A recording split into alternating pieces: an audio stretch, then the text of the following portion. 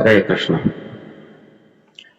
तो प्रहलाद महाराज भी श्रीमद् भागवतम के सप्तम स्कंद की प्रार्थना में कहते हैं कि विप्राद विषड गुण हिता अरविंद नाभ पादारविंद मुखात श्वपचम वरिष्ठम। अगर कोई ब्राह्मण भी जो द्वादश गुणों से युक्त है, लेकिन अगर वो अरविंद नाभ के पादारविंद से विमुख है, यानी भगवान के चरण कमलों की आसक्ति से विमुख है, तो वो स्वयं को भी शुद्ध नहीं कर पाता है, दूसरों का क्या कहना। और फिर प्रहलाद महाराज कहते हैं कि श्वपचम वरिष्ठम, इससे तो वो श्वपच, उससे वो चांडाल वरिष्ठ है जो भगवान का भक्त है। तो इस प्रकार भक्ति की महिमा ये समस्त शास्त्रों में गाई गई है। हर स्थान पर केवल भक्ति और भक्ति की ही महिमा है।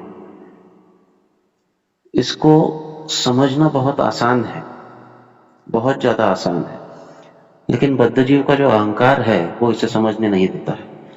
क्योंकि जब हम भक्ति की बात करते हैं तो भक्ति का अर्थ होता है प्रेम, प्रेम का अर्थ होता है समर्पण, और समर्पण का अर्थ होता है अहंकार को त्याग करना। अहंकार के साथ कोई समर्पण नहीं कर सकता है, ये कभी भी संभव नहीं है। अगर हमें किसी के प्रति समर्पित होना है, या भगवान के प्रति समर्पित होना है, गुरु के प्रति समर्पित होना है, तो सर्वप्रथम हमें हमारा अहंकार त्याग करना होगा। अब अहंकार त्याग करने का अर्थ ये नहीं है कि हम सदैव इस प्रकार से नम्र बने रहे कि हमसे कोई कार्य ही ना हो, ये अर्थ नहीं होता है। अहंकार त्याग करने का अर्थ ये होता है कि हम स्वयं को केंद्र में रखकर कुछ भी ना करें। अहंकार का अर्थ होता है कि मैं कुछ बहुत बड़ा हूं, या मैं कुछ बहुत महत्वपूर्ण हूं, या भगवान और गुरु की इच्छा के सामने मेरी इच्छाएं काफी महत्व रखती है। इसे कहते हैं अहंकार, जहां पर मैं और मेरा आता है, अहम और मम। मम भी मेरा जब हम कहते हैं तो उसमें भी अहम का एलिमेंट बहुत स्ट्रांग होता है। तो ये अहंकार अपने खुद की आइडेंटिटी को, अपने खुद की पहचान को, व्यक्तिमत्व को महत्व देता है।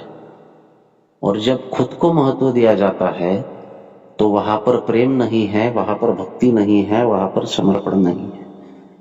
जब तक समर्पण नहीं होगा, जब तक भगवान के लिए त्याग नहीं होगा, जब तक भगवान के लिए हम कुछ छोड़ेंगे नहीं और कुछ अधिक करेंगे नहीं, तब तक उसे भक्ति नहीं कहा जाता है। और जब तक व्यक्ति भक्ति नहीं करेगा तब तक वो शुद्ध नहीं हो सकता। यह अकाट्य सिद्धांत है। शास्त्र में एक जगह पर कहा गया है कि आप चाहे तो पृथ्वी के समस्त जो बालू है, उस बालू के कणों को रगड़ रगड़ कर ऐसी टेक्नोलॉजी डेवलप करो कि उसमें से शायद तेल निकल आए, या घी निकल आए, या तेल निकल आए। और पानी को मत कर शायद अब उसमें से घी निकाल पाओ, ऐसी टेक्नोलॉजी भविष्य में आ जाए, पता नहीं। शास्त्रज्ञ जो होते हैं वो कुछ न कुछ निकाल ही लेते हैं भौतिक प्रगति के लिए। तो शायद ऐसा हो सके, जो कि असंभव है। ये संभव है नहीं, क्योंकि बालू के कणों में तो कोई तेल होता नहीं है, और पानी में से घी निकलने का तो सवाल ही नहीं है। लेकिन कहा गया है कि शायद ऐसा हो सके, may be it is possible. लेकिन भगवान की भक्ति के बिना कोई इस भवसागर को तर जाए, ये कभी संभव नहीं हो सकता है। भगवान के भक्ति के बिना इस जन्म मृत्यु के चक्र से कोई तर जाए, ये केवल और केवल असंभव है। ये शास्त्रों का कथन है। तो भगवान की भक्ति ही केवल जीव को शुद्ध कर सकती है। तो फिर प्रश्न आता है कि फिर अन्य साधन का क्या?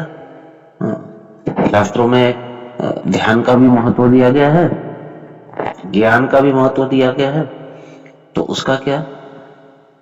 तो फिर वही बात आती है कि ध्यान और ज्ञान से आपके कर्म नष्ट हो सकते हैं, लेकिन कर्म करने की प्रवृत्ति जो है वो केवल और केवल भक्ति से नष्ट हो सकती है। व्यक्ति अन्य किसी भी साधन में लगे, लेकिन उसकी रक्षा केवल भक्ति कर सकती है।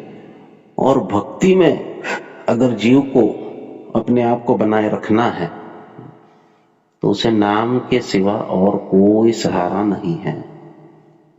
भगवान के नामों का जप करने से ही भगवान के प्रति जो प्रेम है वो बढ़ता है। जिस प्रकार